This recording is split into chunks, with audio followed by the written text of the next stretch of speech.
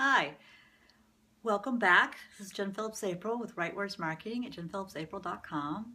How are you progressing so far? So by now you should have been you're following your industry publications, your industry associations, your top competitors, and you're starting to really get a feel for who are the biggest voices in your industry on social media, right? You're getting a sense of who's doing it well, who's not doing it so well, who's not doing it at all, and you're keeping track and you're noticing. You're checking your feeds, your Facebook, LinkedIn, wherever you are every day and seeing what people are posting, and you're getting a sense of the engagement levels and what kinds of things are working well, right? You're probably having questions too, and I hope you're writing them down. And feel free to send them to me. I'd love to hear your questions. I can always answer them, either in an email or blog post or video format. So please do send me your questions at jen at rightwordsmarketing.com, WRITEWORDS marketing.com. So let's talk a little more about content and your content. You've done the 5x5, you've come up with, that's 10 solid pieces of content, right? Ideas. It hasn't turned into content unless you have turned it into a video or a blog post or something else. And then you want to make it shorter. Maybe have a picture with it, right? Because we live in a very visual world. The internet's gotten much more visual over the years. And so we want to have pictures. We want to have graphics. There are lots of tools out there that you can create some of your own. So whether you've gone and taken a photograph of your office, let's say you're having an event at your office, maybe it's a holiday party or even just you're celebrating a win, and you take a picture of your staff and then you post that.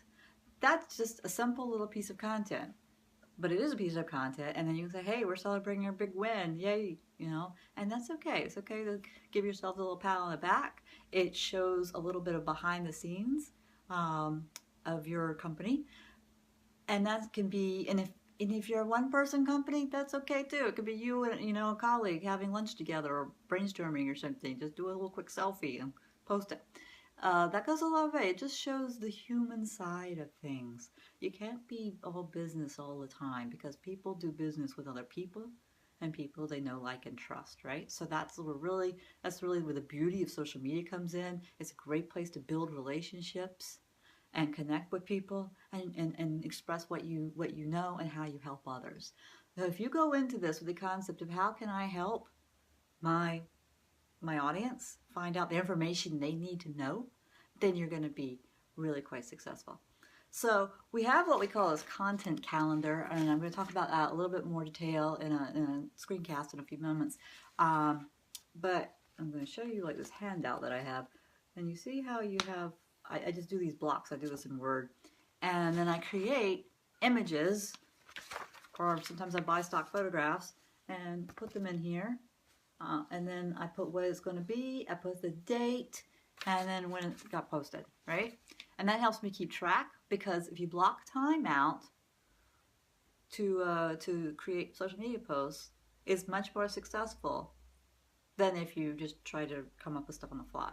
So whatever that looks like for you, maybe it's a Sunday afternoon for an hour or two, whatever it looks like for you, if you block out time in your schedule, preferably every week, to really think about some social media posts for the coming week, then that's going to help you make sure that you have an ongoing, consistent stream of interesting content. Okay, so that's your tip right now. We're going to really focus on creating more content, interesting content. We'll show you some graphics tools in the next video. So I'll see you there. Thanks.